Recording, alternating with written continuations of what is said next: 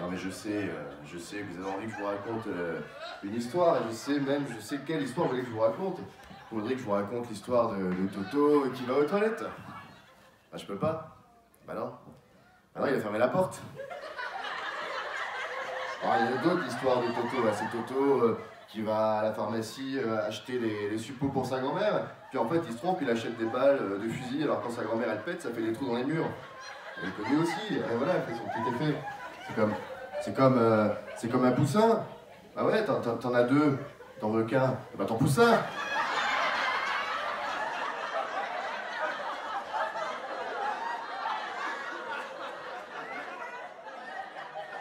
Ça me rappelle l'autre fois, j'étais avec ma femme, et puis là on voit un noir, quoi, un noir, il fait « Oui, vraiment, j'ai vraiment mangé les bananes, quoi, hein. C'est vraiment, c'est dangereux, hein, on peut pas faire vraiment n'importe quoi. » Et je me suis dit quand même, les noirs, les gars, on est en France, il y a trop de noirs, là. Et ça me rappelle une autre blague. L'autre fois, j'étais encore avec ma femme, il faut dire qu'elle a du temps libre, hein, c'est une femme, elle a beaucoup de choses à faire. Et on était en ville et puis on croise une rangée de mecs en fauteuil roulant quoi, qui se suivaient à la ligne. Et je la regarde et je lui dis bah hey, ils l'ont enfin installé le métro décapotable hein.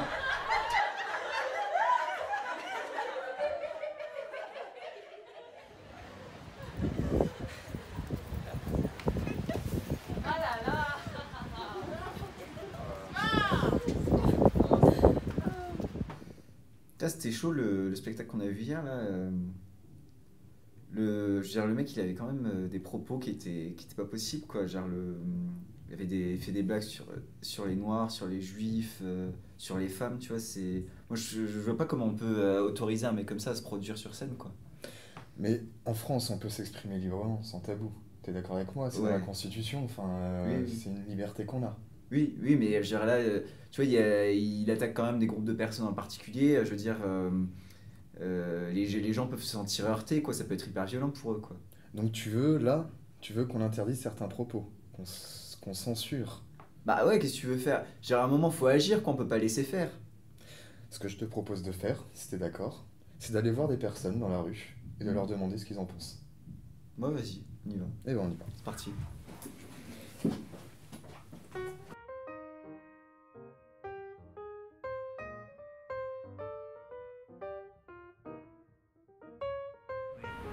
Il est difficile de les interdire et de faire en sorte que l'interdiction soit respectée. Mais on peut critiquer les propos lorsqu'ils ont été prononcés et faire comprendre à la personne qui a tenu ces propos qu'ils étaient malencontreux. Chacun peut s'exprimer sur les choses qu'il a à dire. Maintenant, on a tous la liberté de s'exprimer, de faire des choix dans notre vie, quels qu'ils soient.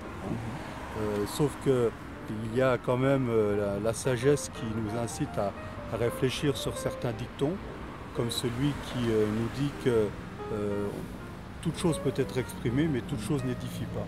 Donc il y a des propos parfois qui seraient plus intéressants à garder pour soi, plutôt que de les lâcher on va dire dans le public, que ce soit ouvert à tous, parce que malheureusement, il est mieux de bâtir que de détruire. Voilà un petit peu ma façon de penser sur la façon d'exprimer certaines choses ou certains avis. Après, je trouve qu'on a la chance de vivre dans un pays qui permet la liberté d'expression, mais c'est vrai que je trouve que des fois ça va trop loin. Ouais. Et qu'il faudrait quand même limiter sur certains sujets. D'accord. Parce que ça peut impacter sur les gens et ça peut vraiment influer sur eux en fait. Et les pousser après à. Bon, voilà. C'est-à-dire que tu penses que ça peut pousser justement la violence? Oui, oui, carrément, oui, oui. C'est vrai que de toute façon, un peu sur les réseaux sociaux, c'est du débat un peu à la sauvage. Ouais. Enfin, c'est qu'il n'y a même pas de débat, tout le monde y va un peu en mode à la va que je te pousse, quoi, tu vois. Mais après, c'est vrai qu'il y a forcément 1000 raisons derrière la véracité de leurs propos et tout. Il ne faut pas abuser de la liberté d'expression, mais si cette liberté est détournée de ses fins, à ce moment-là, il faut intervenir pour montrer que l'on a dépassé les strictes limites du possible. Hein.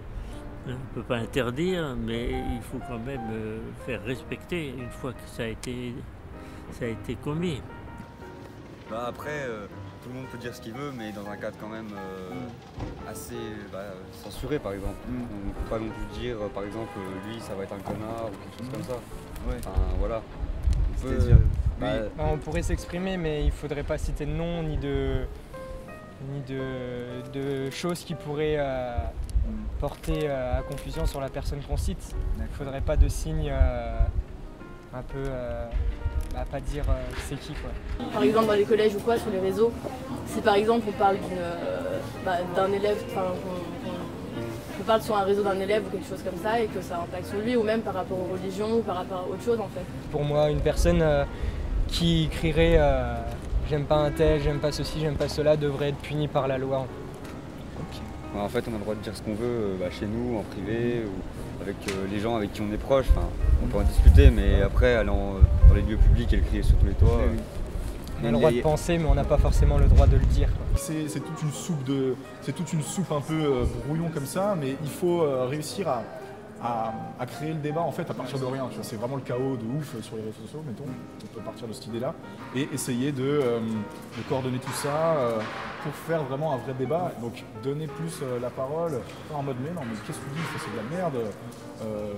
Pourquoi tu réagis comme ça tout de suite? Non, essayer de plus de les brosser dans le sens du poil et de réunir les gens sur un débat et tout, d'essayer d'enclencher une conversation.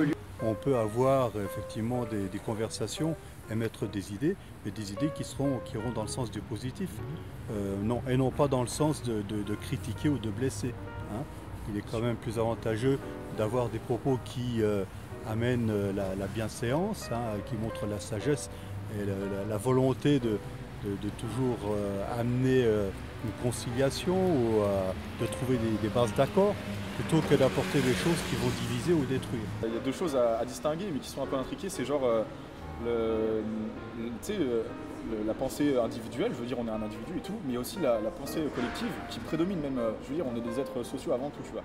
Et donc franchement ça devrait être en chacun de nous cette responsabilité de dire là je m'exprime devant plein de gens et tout, il faudrait quand même que j'essaie d'avoir une réflexion, de peser un peu ses mots et tout, et de pas être dans la haine, de pas être dans l'extrémisme, et voilà quoi, et de faire un peu de cette matière première quelque chose d'un peu plus constructif et créer le débat quoi.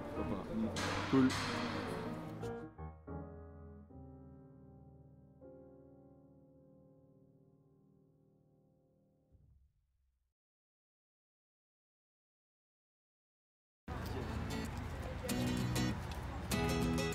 Tu vois, les gens, ils ont des propos vachement mitigés, vachement réfléchis, c'est vachement intéressant. Ouais, puis on voit qu'ils sont ouverts d'esprit, quoi. Ouais, ils sont pas dans un truc vachement caricatural. Hein. Ça fait vraiment du bien de voir ça.